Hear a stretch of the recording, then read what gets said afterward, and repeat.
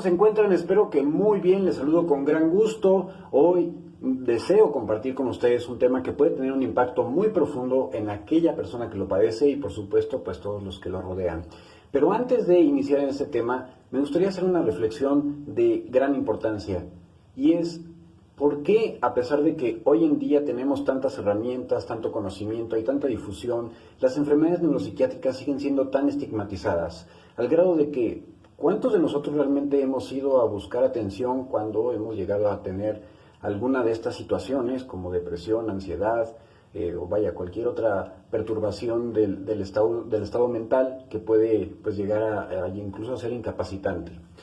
Y ahora, ¿qué es el tema que ha llevado a cada vez a ser más frecuente este tipo de padecimientos? Es algo muy interesante y paradójico, como en un mundo donde aparentemente pues ya todo está permitido, no hay mayor eventualidad, están las mentes muy abiertas, gobiernan o impera el relativismo, donde pues todos somos dueños de nuestra propia verdad y pues mi opinión es la única que cuenta y puedo hacer lo que se me antoje y pues los demás allá su rollo. ¿Por qué a pesar de todo esto y de que tenemos incluso ahora tantas fuentes de placer y satisfacción, las enfermedades neuropsiquiátricas son cada día más comunes e incluso llegan a ser tan incapacitantes? Eso se los dejo de tarea, especialmente a todos aquellos que han tenido algún hijo afectado de esta situación y lo primero que hacen es voltear a ver a todo el mundo antes de reflexionar a sí mismos. No estoy diciendo que sea estrictamente culpa de ustedes, padres de familia, pero sin duda alguna, si hay una situación familiar importante y fuerte, es algo que vale la pena realmente escudriñar. Pero no vamos a hablar ahora de este tipo de enfermedades neuropsiquiátricas, porque de hecho yo no soy experto en estas enfermedades, sino de aquellas que tienen un origen orgánico, es decir, en las cuales hay un trasfondo patológico o una enfermedad que lleva a una inflamación o a una alteración del funcionamiento del cerebro y finalmente pues a manifestaciones neuropsiquiátricas muy variables que van justamente desde el déficit cognitivo mínimo hasta la franca psicosis. Y bueno, una de ellas es justamente el lupus eritematoso sistémico, que es un grupo heterogéneo de síndromes clínicos que comparten en común la producción de autoanticuerpos, es decir, de moléculas que en condiciones normales reconocen a agentes extraños, en esta situación reconocen tejidos propios. Y bueno, muchos de estos anticuerpos que justamente pues llevan a esta manifestación pueden pues justo derivarse o desviar su atención hacia las neuronas o hacia sitios específicos y funcionales de las neuronas que finalmente pues van a tener consecuencias.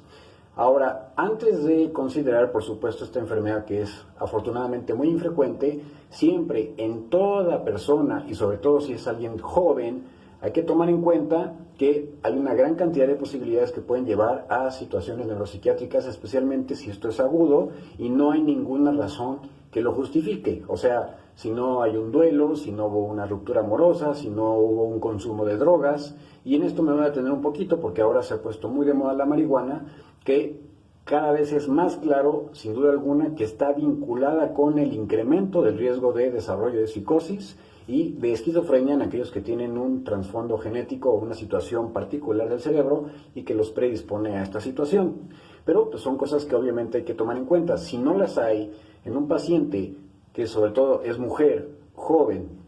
y pues desarrolla este tipo de alteraciones, siempre hay que pensar que hay algo de fondo y no hay que esperarse ni hay que estar buscando en Google o en la opinión del comadre o del compadre, que siempre van a tener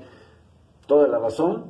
sino realmente buscar la valoración por un experto, que en este caso sería un neuropsiquiatra o un neurólogo. Y eso, justamente, para nosotros tener la alerta de que pueda ser una de estas enfermedades, hay que tomar en cuenta que si hay historia familiar de autoinmunidad como lupus, artritis reumatoide o alguna otra de estas entidades, entonces pues las posibilidades son cada vez más altas. Ahora, hay que diferenciar también que existe otro grupo de padecimientos que pueden llevar a esta situación y que son más frecuentes, entre ellos por supuesto las infecciones,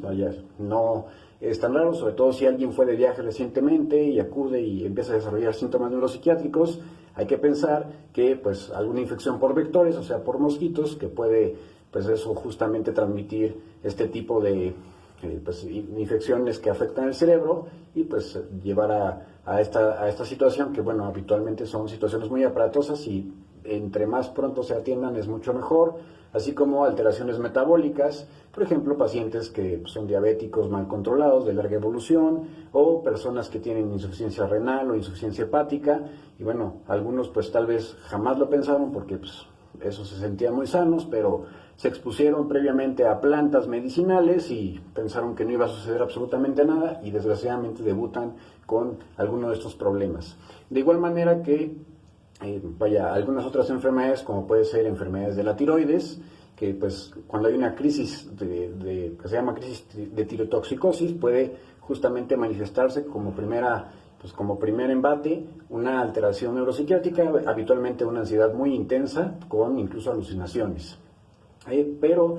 si no hay estas situaciones de fondo o ya se excluyeron, hay que pensar justamente en autoinmunidad y especialmente de lo que más se asocia a enfermedades o alteraciones neuropsiquiátricas es el lupus. Afortunadamente es una enfermedad infrecuente, nada más afecta a 0.3% de la población, pero, y bueno, lo que hace más delicado el tema es que pues usualmente no se piensa mucho en esto porque las complicaciones neuropsiquiátricas graves en el lupus son infrecuentes, suceden en 5 a 10% de los pacientes pueden de hecho debutar con esta enfermedad o con estas manifestaciones sin haber tenido previamente alteraciones de la piel o de las manos, las articulaciones, del cabello, de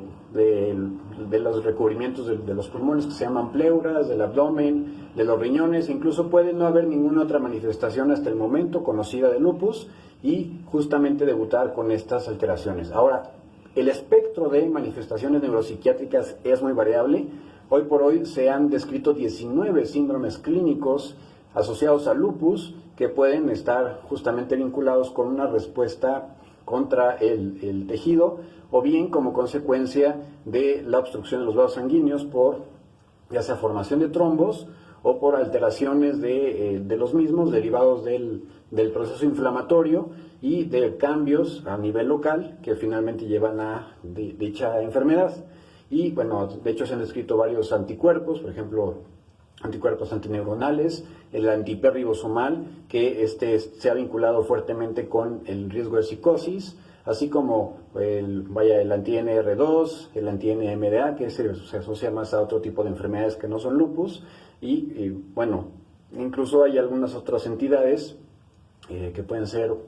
paraneoplásicas, o sea, como consecuencia de un tumor que está de fondo, que puede igual generar alteraciones neuropsiquiátricas y por eso es muy importante que en alguien que de la nada debuta con depresión, ansiedad, alucinaciones, alteraciones del comportamiento, problemas de la concentración y sobre todo si es algo muy agudo, siempre hay que acudir de inmediato con un neurólogo y neuropsiquiatra y obviamente si se sugiere o se sospecha que hay un problema de lupus de fondo, el reumatólogo tiene que estar ahí a la vanguardia para pues eso dar el tratamiento más adecuado. Y bueno, pues eso es muy importante que ustedes lo tomen en cuenta y nuevamente enfatizar que pueden no tener ninguna otra manifestación en sí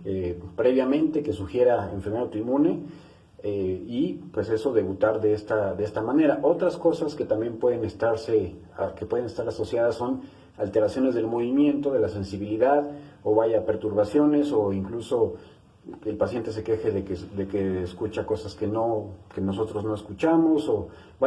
una serie muy variable de manifestaciones. Lo importante aquí es siempre acudir con el experto, no ir a experimentar, no ir con el médico general. En esta situación no hay que ir con el médico general, es directamente con el experto que el eje angular va a ser el neurólogo y según si hay o no alteraciones que sugieran autoinmunidad, pues eso, el reumatólogo. Y bueno, espero que esto haya generado claridad y pues una conciencia de la importancia que tiene el meticuloso estudio de los pacientes y pues también ver el amplio grupo de diagnósticos diferenciales. Y espero que esto les haya contribuido un poco, y si conocen algún caso así, pues ya saben, hay que referirlo tempranamente. Eso es todo por ahora, hasta la próxima.